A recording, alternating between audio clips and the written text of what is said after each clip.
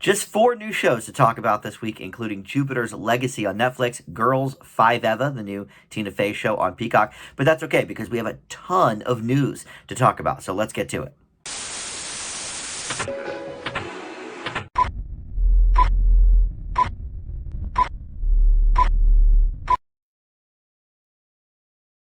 Hey guys, Dan here, and this is Dan Reviews It and my TV news and reviews for the week. We're going to talk about Jupiter's Legacy, Girls5Eva, the Mosquito Coast, a retelling of the book and an old movie from the 80s on Apple TV+, and also a new documentary series on HBO Max called Generation Hustle. Before we get to all of that, though, we have a ton of news, which makes sense because networks are firming up their programming for the 2021-2022 TV season, and that means we have news about upcoming shows, but we also have a lot of news about renewals and cancellations. But before we get to any of that, I think the biggest news of the week is that NBC has opted to not air the Golden Globes next year. There's been a lot of criticism lately about the Hollywood Foreign Press Association that puts it on, and NBC released a statement saying that they are assuming that the organization executes on its plan, and we are hopeful we will be in a position to air the show in January 2023. And what is the plan in question? Well, I actually didn't realize how few people were in the Hollywood Foreign Press Association. I knew it was light. I knew it was like a few hundred compared to the thousands at the Oscars and presumably, Emmys and Grammys and other shows like that. But it's less than 100 people. There's 87, I think, is what I read, and they're all white, and most of them are men. So obviously, there's been a lot of criticism the last few years with how they're dealing with that, and they're not dealing with it, and this and that and the other thing, and the entrance into the Hollywood Foreign Press Association seems a bit odd and sketchy, and nobody really knows exactly how that works. But one idea that I was sort of throwing back and forth with my buddy Tim, who actually brought the story to my attention, he's come on the channel several times, but why don't they just add 50 people to the association and make them all either women, people of color, whatever, and then there you go, boom, instant diverse group. But they won't do that. They don't want to do that. So I think this is a bold step for NBC. But honestly, I think it makes sense. I mean, a lot of the awards that are up, or a lot of the movies and the people that are up for awards, they just seem out of left field. The biggest issue this year, obviously, was the Sia film Music, which is horribly insensitive to the autism community, and these old white dudes are so out of touch. They're like, oh, well, this is really representing people, and this is really a good thing, and it was lambasted by literally everybody. I did a 20-minute rant video on it here on my channel that you can check out if you'd like. So this has become sort of the flashpoint for all of this. NBC doing this is sort of creating a domino effect, and there's been some open letters from almost every press organization, PR firm. Tom Cruise actually gave back his 3 Golden Globes that he's won over the years, saying that they're basically meaningless. Scarlett Johansson has spoken out about it. So there's been a lot of big names and big groups sort of bashing the Hollywood Foreign Press Association, but none, I think, as important as NBC saying, we're just going to straight up not run it. And so will it be picked up by another network or cable channel or streamer? I don't know. Are they even going to hold the Golden Globes next year? Again, I don't know. But this is probably an ongoing story, so it may not be the last we talk about it, but definitely wanted to talk about that up top. So let's get to the renewals and the series ending. So the big news on the renewal front is that Grey's over on ABC has been renewed yet again. That was actually kind of on the fence because it really all depends on if what's her name that plays Meredith Grey wants to continue doing it, Ellen Pompeo. If she doesn't, then the show is over. I mean, they could continue with a different Gray. I know they killed off her sister at some point many seasons ago. But anyway, so that is going for season 18 now. In this current season, Grey's is still a massive hit for ABC. It is broadcast's #1 entertainment series overall in the 18 to 49 demo, and ABC's top drama overall among total viewers, and as well, of course, among 18 to 49, since it's, all of broadcast #1 in that area. With the delayed viewing of, usually they do a week for delayed viewing, but sometimes it goes up to 28 days. But anyway, so with delayed viewing of various episodes, Grey's gets about 15 million total viewers every week and 6.18 million in the demo, which is huge. I mean, people in 18 to 49 do not really watch TV anymore. So, a lot of times they'll just wait till, once the previous season's all up on Netflix. And Netflix has been a big boon for Grey's Anatomy. That's how a lot of people have watched it and have caught up. An old buddy of mine who was 18, I think, when he started watching Grey's. He was barely even a baby when it was first started. And so he was able to catch up on Netflix, the first 14 seasons or whatever, and then, started watching from there. So, anyway, so that is coming back for season 18, and then the companion show on Thursday nights with Grey's Station 19, that also got renewed, and will be here for season 5. I can't believe that's been on that long already. Call Me Kat over on Fox is renewed for season 2. It is tied actually for the #1 new comedy of the season with Young Rock on NBC, which has already been picked up. But Call Me Kat is Fox's first live-action scripted original that is renewed now for next season. So we're still waiting for things like 911, 911 Lone Star, etc. But all the other shows that have been picked up for them next year have been animated. Bob's Burgers, Family Guy, Duncanville, The Simpsons, and some other things. And then there's also a couple of new scripted series coming next year. The Big Leap, The Cleaning Lady, Monarch, Our Kind of People, and This Country. They're all coming, and I'm going to talk about some of those in a few minutes here. And then Days of Our Lives renewed for 2 more years, now through season 58. Believe it or not, it's still not the longest running soap on television. It is NBC's longest running entertainment series, but ABC's General Hospital premiered 2 years earlier in 1963, so that's still doing it. But yeah, Days of Our Lives, 2 more seasons.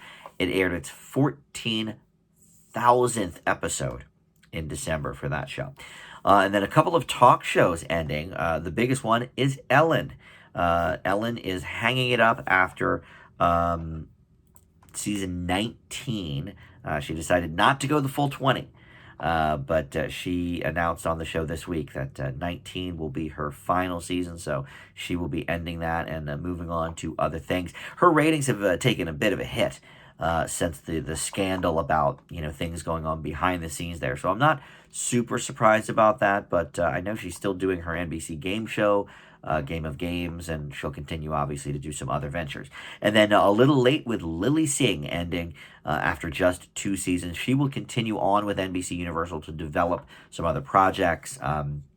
She's actually wanted to pivot to longer form content focused on underrepresented stories. She herself obviously a woman of color, bisexual woman of color as well, so she's sort of checks a lot of those boxes, and she said that was difficult to accomplish while hosting the nightly series. She was the only female or person of color currently hosting a late night broadcast series. Samantha Bee obviously is over on TBS, and Amber Ruffin has one on Peacock, but they are now the only women left overall in late night. So that's sort of a bummer. I do like some diversity in my late night, but as a result of her quitting the show, NBC is moving away from original talk programming in that 1:35 time slot, which Carson Daly held for almost 20 years, believe it or not.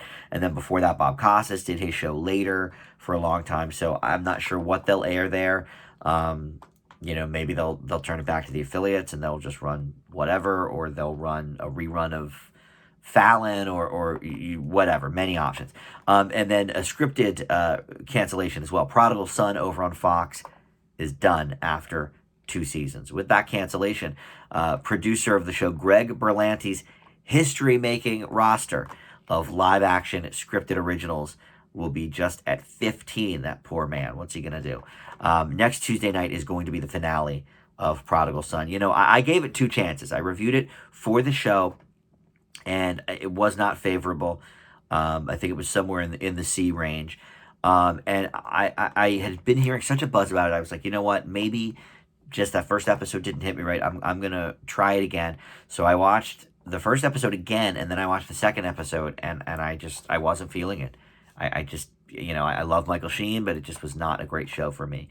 So let's move into some things for the 2021-22 TV season, because there's a lot to talk about, so we're going to get to these quickly. So Fox, I talked about a few of the live-action shows that they have picked up for next season, so let's talk a little bit about the specifics of them. So Pivoting is one starring Eliza Coupe, Maggie Q, and Jennifer Goodwin. It is a half-hour, single-camera comedy series revolving around 3 women after the death of their childhood best friend. They've got the reality that life is short, so they are desperate to find happiness and in turn make a bunch of ill-advised and impulsive decisions. It was originally picked up to pilot last year, but COVID sort of shut that down. So Fox extended the options for all of the cast in order to be able to film it once the pandemic sort of subsided a little bit. So that will be joining This Country from Paul Feig as the Fox live-action scripted comedies. But they also have The Cleaning Lady making the schedule, and that is... I don't know much about that. It's a drama. Do I know about that? Oh, yes, I do. That is based on an Argentinian drama series, and in this, a darkly aspirational character has it's a whip-smart doctor who comes to the U.S. For medical treatment to save her ailing son, but the system fails her and pushes her into hiding. So instead, she becomes a cleaning lady for the mob. So that's one of them. And then also This Country, which is... This Country is the Paul Feig movie show. Monarch. There's so much here. It's hard to process through. Monarch is the new show from Lee Daniels. Lee Daniels' Our Kind of People is his new show. I'm all over the place. But Monarch, here we go, is a drama about country music. The first family of country music. They're calling it the Romans. They're fiercely talented, but their name is synonymous with honesty, and their very foundation of success is a big old lie. So, all right, those are all the shows on Fox. I know I sort of jumbled those up a little bit, but that's what we have coming next season for Fox. On NBC, not too much to report, but we do have a new game show coming called Ultimate Slip and Slide with Ron Funches and Bobby Moynihan hosting. This is, you know, the hot thing now. You've got Ultimate Tag on Fox. You've got the golf one, Holy Moly, on ABC, the mini golf one. So this is now Slip and Slide. Siblings, friends, and couples and colleagues will all compete in multiple rounds of the classic game. And this time it will include things like human bong, body bowling, cornhole, and bocce fall. It's going to be 10 episodes for the first run. And the premiere of it will air after the Olympics closing ceremony in August. So big spot for that. We'll see if people cotton to that or not. Over on FXX, there is a new animated comedy called Little Demon, and that will center on the relationship between the devil, voiced by Danny DeVito, a reluctant mother, voiced by Aubrey Plaza, and her Antichrist daughter, voiced by DeVito's daughter, Lucy DeVito. And then mother and daughter trying to live a normal life in Delaware, but constantly thwarted by Satan and other forces. And that's over on FXX. They usually do a good job with the sort of off-the-beaten path shows. Obviously, Danny DeVito has a great relationship with them through Always Sunny, so I can see that working pretty well. A couple on Apple TV. Hello Tomorrow will star Billy Crudup, who is also working for them on Season 2 of The Morning Show, which I love. This is a half-hour dramedy set in a retro future world. I'm not quite sure what that means. Centers on a group of traveling salesmen hawking lunar timeshares, and Billy Crudup plays Jack in that, who is one of the head salesmen. And then Apple TV also has Shining Girls, which is based on a bestseller from 2013. Jamie Bell is in this, playing Harper, a mysterious loner with a surprising connection to this gal Kirby, played by Elizabeth Moss, who is a reporter who survives a survives a brutal assault, only to find her reality shifting as she decides to hunt down her attacker. Paramount Plus has tapped Kiefer Sutherland for another new action drama show, this time revolving around a private espionage operative played by him who is in the midst of a big battle over the preservation of democracy in a world at odds with misinformation, behavioral manipulation, and the surveillance state. Does that sound familiar? I don't know. But the show is Untitled right now, but Kiefer Sutherland will be starring in that. And then, one of my favorites, Emily Blunt, will star for Amazon in a 6-part Western called The English. The fact that they're calling it 6 parts tells me it's probably a limited series or mini-series as opposed to a full-blown series. It's already started production over in Spain, and it's set in 1890 in a mythic mid-American landscape, and it follows Blunt, who plays an English woman arriving into the West to wreak revenge on a man she sees responsible for the death of her son. A lot of revenge tales coming. And then this one I just think sounds fun. Hulu is picking up a Tessa Thompson show that she's developing based around putting together puzzles. She likens it to comedians in cars getting coffee, except instead of riding around in cars, going to diners, she's going to be having intimate conversations with people while doing a puzzle. I'm a puzzle dude. I think it sounds fine. And I like these interesting sort of interview shows. I love, Red Table Talk. I like comedians in cars. And I like Tessa Thompson, so that should be interesting as well. All right, just a couple more to talk about. Moving off of the next TV season, though, we're going to talk about just some more odds and ends type stuff. Laverne Cox is replacing Juliana Rancic as the host of E's red carpet coverage. E is famous for its red carpet stuff, and over the years has had many hosts of that. In fact, Joan Rivers did it famously with the whole fashion thing back in the day. But Juliana Rancic has been doing it for almost 20 years on E, but she is stepping down. She wants to segue to a producing deal with E. So in the aftermath of that, Laverne Cox has picked up that torch. And then we have one item in reboots and spinoffs news for you, and this will be an exciting one to 90s kids. The CW is bringing back Legends of the Hidden Temple, the old Nickelodeon game show, but this time it is for adults. It will feature Olmec, the giant talking Mayan head. I don't know if Dee Bradley Baker will be doing it. I don't know if she's still alive even or what. But either way, gameplay elements from the original, including the moat, the Steps of Knowledge, and the Temple Run will all be here. And the last remaining team, of course, will have to avoid the Temple Guards and retrieve the artifact. I did not have Nickelodeon for most of the 90s. We got rid of cable in 1990 or maybe 91. And then I didn't have it again the first couple years even of college. So 98, I think, is when I started getting cable again. By that point, I wasn't really watching a lot of Nickelodeon. So I don't have a huge association with this show, but I know people love it. And, the things I've seen clips and stuff. I'm not sure, honestly, if I've ever even seen a full episode, which is weird because I am a game show dude. But I guess I'll try and find some. I'm sure there's some on YouTube or something leading up to this revival so I can sort of compare and contrast. But good news, I guess, for Nick 90s kids, but unfortunately I'm not one of them. I just watched Doug and Real Monsters for the first time over the last 2 years, so definitely catching up on my 90s Nick. 80s Nick, I'm there. Double Dare, Out of Control, can't do that on television. That's my era. Hey Dude, I think that was on in the 80s. Although I did watch that at my friend's house, so maybe it was 90s, come to think of it. Either way, but I'm much more versed in that type of Nickelodeon era. But all right, look, let's move into the reviews. We have 4 shows to tackle. And, I think this is a result of, the TV season kind of winding down. There's no new network shows really coming out until summer now.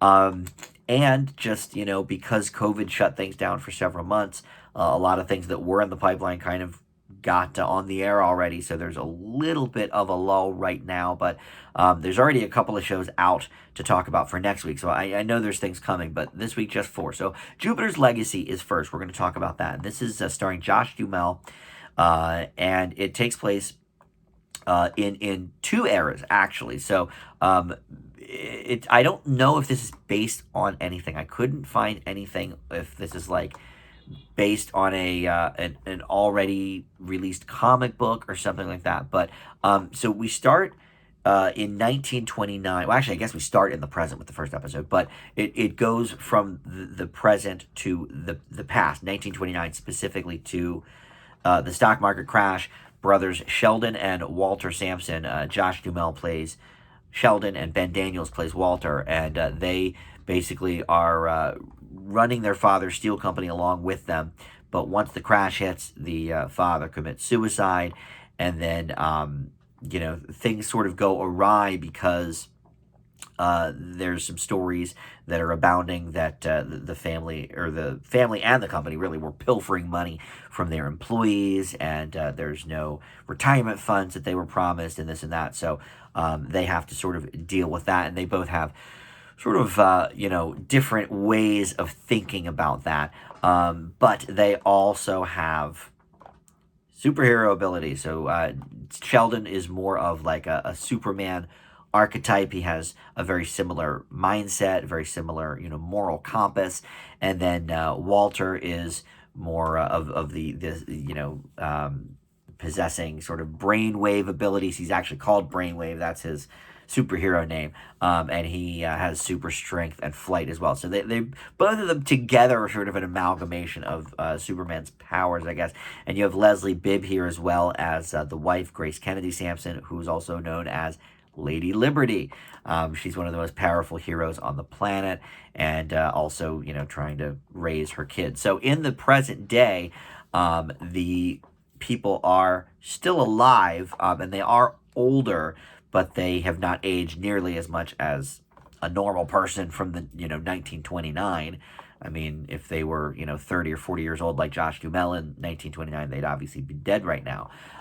So that they are still alive, but they're grayed, and their abilities have not really shrunk that much. But their kids now have abilities as well, and they're trying to sort of figure out what to do with those. So what's interesting about this is we've had now, it seems like every week there's a new superhero show. We had Invincible recently on Amazon, The Irregulars on Netflix. There was one, was that on HBO just last week or 2 weeks ago? Every week it's like there's a new one. But what sets this one apart is that angle of the present meets the past, and each episode we focus on both of those timelines. We don't just see, okay, in the first episode, here's what happened in 1929. Now, here's the present. Each episode focuses on both, and because these are superheroes and they don't necessarily age like you or I do, it's interesting to see how they're handling things almost 100 years on with that. So, all right, well, I guess it's not really present day, is it? I guess when I'm thinking about it, it's not really like 2020 or anything. I guess it's probably, I don't know what era it takes place in now that I'm thinking about it, but definitely they're not as old, as we would be, I don't think. But, I watched 2 episodes, and I don't actually know what the quote-unquote present is for this show, to be honest. But I really like how it's doing something that the CW, I think, often attempts and fails at. And that's making a superhero show that's based more about the people involved and their day-to-day lives as just, human beings, even though they're not quite regular human beings. They're obviously superheroes, but at the same time, like, we get a really strong sense of the family dynamic here, and the drama is really good. And the CW attempts to do that and typically fails. I think sometimes they're a little better at it than others. Walker wasn't necessarily a superhero, but he sort of is in his own way. But the new Walker reboot sort of has some of those aspects that I think they did very well. But here we're not solely focused on, okay, let's all be superheroes. And I think because of that, the characters are more developed. Like, I liked The Irregulars on Netflix. I thought it was okay. But, the characters were mostly, here's our superpowers. And here, and I think it's a strength of Dumel and Bibbs acting, and a little bit Daniels, but the family dynamic is more with Dumel and Bibb and their children. I think it actually works to the benefit of this show that we're not solely focused on superpowers. In fact, most of the show, it's not, at least the first couple episodes. So we're mainly focusing on that dramatic portion. And I think that's to its benefit. It basically turns out to be a drama that has some superheroes in it, as opposed to a superhero show that's got some family dynamics and drama. And so I think that's interesting. And there's, the typical Superman type of ideals here with, never kill anyone, never interfere in political things. We want to remain unchanged here. And I'll have to pay a little more attention to what era we're in. I thought it was 2020, but now that I'm thinking about it, like maybe it's not quite present day. But I don't know. Anyway, I think this is a very good show. Of the superhero shows we've seen lately, I think this is one of the better ones. I do think, look, the character of the Utopian is a little bit derivative of Superman. I think that's kind of the point, but that also means it's not that wholly original either. But I rather enjoy this. Jupiter's Legacy gets a B. I'm just going to give it a B+. No, it gets a B, straight up B for me. All right, so let's move on to Girls5Eva. I know this show's all over the place, right? I'm stumbling over my words. But listen, this is over on Peacock, and I watched the first 3 episodes here. I am a huge Tina Fey fan. Now, this goes back to the SNL days, but I think 30 Rock is one of the most brilliant shows that's been on the last 20 years. One of my favorites for sure. And Unbreakable Kimmy Schmidt could possibly be up there as well. However, I do think the magic is sort of starting to wear off a little bit. I think they're maybe going to similar wells too many times.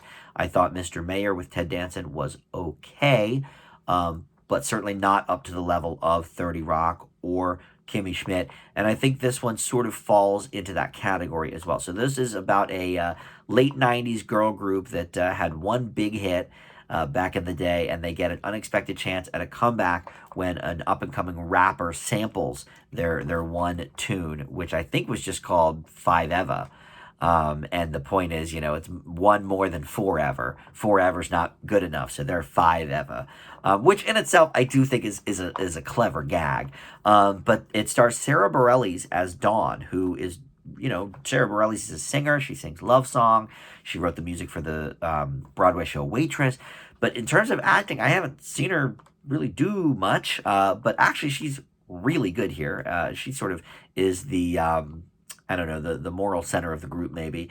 Busy Phillips is here as Summer, and of course I love her from back in the Freaks and Geeks days, but she is almost unrecognizable here. I recognize her from her voice, but she really does not look like Busy that we know. She's done herself up a little bit. And then Paula Pell is Gloria, who is theoretically the same age as the girls, but life has hit her pretty hard. You may know her as the principal's assistant on AP Bio, but she was an SNL writer from way back when Tina Fey was on, so they have that sort of kinship. And then Renee Elise Goldsberry, who I don't really know, she plays Wiki, the 4th member of the band. She was in Hamilton at some point. I don't know if she was in the original cast or not, but you may know her from that. And then the 5th member, well, she died before the show aired. She died shortly after their big hit, so she's not a part of it. So it's really only 4 girls, even though, the bit is 5Eva, which adds to it a little bit. So I watched the first 3 episodes of this. There are 8 total, and Peacock released them all on the same day. So if you do want to binge this one, you can. But like I kind of was saying up front, I mean, 30 Rock was like amazing A+ show. Kimmy Schmidt was like an A- show. And now Mr. Mayor and Girls5Eva are not quite to that level. And why is that? I think some of it is, they're trying a little too hard to recapture that 30 Rock magic, which, that show was kind of lightning in a bottle. I mean, the casting to that was pitch perfect, and the jokes were kind of, coming at us at a furious pace, and it was something that we didn't see too much. Yes, it was a skewering of television. We've seen that before, and the inner workings of it, but it was more skewering a lot of other things too. Fame, office life. It did about 4 different things, 5 different things at once. Here, this is skewering fame and certainly pop fame, pop life, and being a music star that's sort of a flash in the pan. It does a great job of sort of sending that up a little bit and people trying to make a comeback, especially now in the era of reboots and all of these comebacks, and even like The Masked Singer, which of course is a big hit on my channel. I always review the episodes. A lot of old singers, try to hope for like a comeback. Oh, maybe they'll see me on The Masked Singer and they'll, want to give me a record deal or whatever.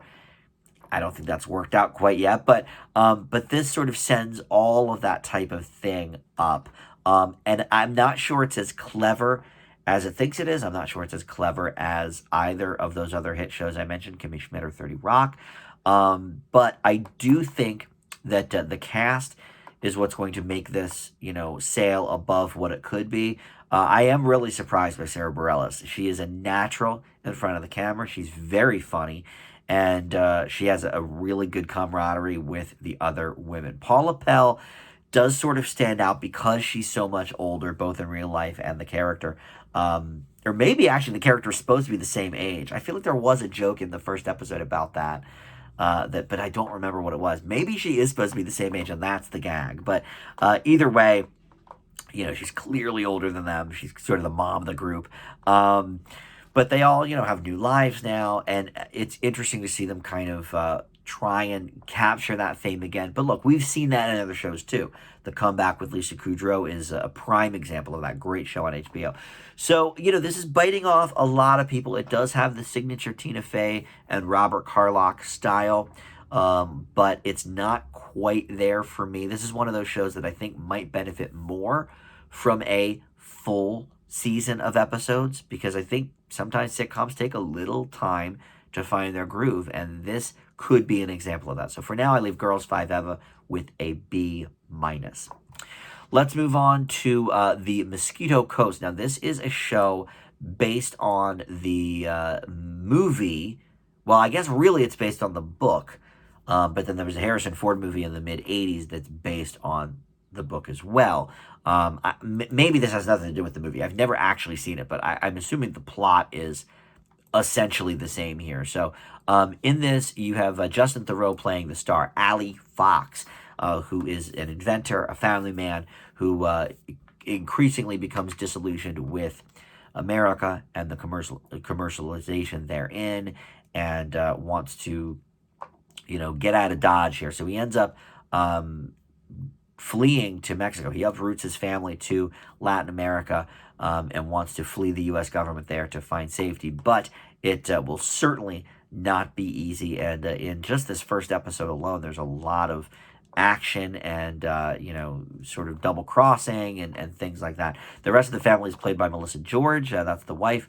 Logan Polish is Dina, the daughter. And then Gabriel Bateman, who you might know from the great ABC one-season show, The Kids Are All Right. He is Charlie here, the son of Allie and Margot. I really enjoyed this show. I thought it was cleverly paced because there's a lot going on here, and they don't try to bite off more than they can chew in this first episode. They really are sort of letting it breathe, letting us get to know these characters a little bit. I actually watched the first 2 episodes. They put the first 2 up at the same time, but this is going to be a weekly show. So every Friday, there's going to be a new episode on Apple TV+. So you can look forward to that. But in the meantime, the first 2, or I guess the first 3 are up right now, but when I watched it, the first 2 were up. And there's a lot going on. The action here is pretty intense, but at the same time, we also don't quite know what exactly Ali has done. We have some possible clues. There's some information, but why is the government so hot on his trail remains in this first episode kind of to be seen. And the daughter is like, well, screw this. I'm tired of this family. I'm tired of always being on the run, this and that. She doesn't quite know what her dad has done either, and she ends up running away while the rest of the family is trying to sort of make their way to Central America. So I think Thoreau is really good here, and I've seen him in so many different things, but he's never really like, I feel like, starred in anything. At least not that I've really seen. I've seen him as like, a side character. I know he's done a bunch of stuff with like Ben Stiller over the years, and he was, I think, the boyfriend maybe in the Spy Who Dumped Me. He was, right. Was he the spy in that? So like I've seen him in different things, playing a lot of different types of roles, comedy, dramas. I think he co-wrote Tropic Thunder, which obviously is like hilarious. So he obviously has a lot of comedy chops, but this is very much dramatic. No comedy really at all. It's very sort of straightforward. Like, okay, here's what we need to do. Da da da da da. I'm not sure that all of the pieces are yet coming together, but I also think that's kind of the point, to sort of have a slow burn on what exactly is happening in this show, and I think they'll give us sort of more information as we go along. But I like the script so far. It's tight, and it's I think for a drama slash action type show. I guess it's more of a drama. I mean, there's some action sequences, but I would say this is a far cry from like Kung Fu or something. It's very dramatic overall, but a couple of action sequences as well. But yeah, I think everything kind of went together pretty well for this. I don't know how it's going to end up at the end of the day, but oh, you know what? And I'm sorry. Gabriel Bateman, the kid. That's not the kid from The Kids Are All Right. He is the kid from Child's Play and Lights Out and Annabelle. He's like a little horror movie kid that we've seen before. I'm not sure what. I'm getting him confused. Was it the boy? Oh, the boy from Jupiter's Legacy, I think, is the one. I think that's the kid from The Kids Are All Right. Okay. I'm all out of whack today. But anyway, yeah, Gabriel Bateman, he's the kid from all those horror movies. But anyway, I really like this show. It was sticking in my mind, like, I think that's not the kid from the Kids Are All Right. But anyway, I think this is a good show. It's getting off to a great start anyway. Where it goes from here, I'm not sure. But I think Thoreau has a lot of talent. We don't necessarily think of him as like a leading man, but I think he could pull it off. If this shows any indication. So I'm going to leave the Mosquito Coast with a B+. Finally, we've got Generation Hustle. This is over on HBO Max, and this is a docu-series. And this may as well really be called like The Con Part 2 or something. Like ABC has that show, The Con, that Whoopi Goldberg narrates. It's like their news program about different people making cons, and this is the same basic premise, except it does all sort of base its stories on the younger generation. Generation Hustle, they're talking about, like millennials here, maybe even some older Gen Zs, but mostly millennials that are all about, making that coin, making that money, hustling their way through a small fortune. I watched 2 episodes of this, and I'm glad I did, because the first episode I didn't really like. It was very confusing. They don't really tell you that much about who they're interviewing, and there were too many people involved in the first story to even kind of know what was going on. But then the second episode was about WeWorks, which I had heard about sort of in passing, over news stories or whatever. But it's all about this dude creating WeWorks and, all the subsidiaries, and that basically he was just kind of scamming everybody and making his own valuations of, tens of billions of dollars and increasing it every year, but with nothing really to back it up. So I thought that was very interesting, the second episode. But the lack of narrator does make this show a little bit more confusing than I think it needs to be. It's also, they do this gimmick where, like, to punctuate the end of a sentence, or the point that the person's trying to make, they'll put real big letters on the screen. They'll say something like, oh, it was just crazy, and then it'll say it was just crazy on the screen, and I'm like, all right, that's hacky. I didn't care for that. So some of the stories might be interesting, but I think you would do much better to just watch the ABC series The Con, which I enjoyed. And that came back for like a second half of the season in like March and April, and there was like maybe 4 or 5 more episodes of that. I would recommend that one over this.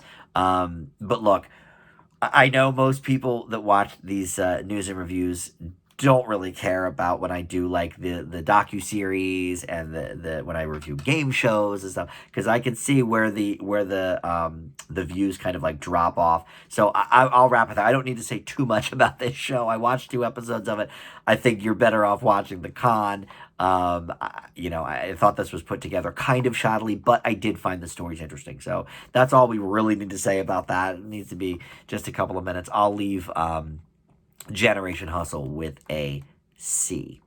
All right, so that's going to do it. Another quick one for the reviews, just for this week. Next week, maybe we'll have more. I don't know. It's always hard to tell. I just saw on Netflix there's a new sitcom that came on called, was it the Upshaws or something? And a black focused sitcom. So I'll check that out. I guess next week. And I don't think there's anything really coming on network until. Oh no, that's not true. Fox, I think, has a new animated show that premieres this weekend, so we might check that out as well.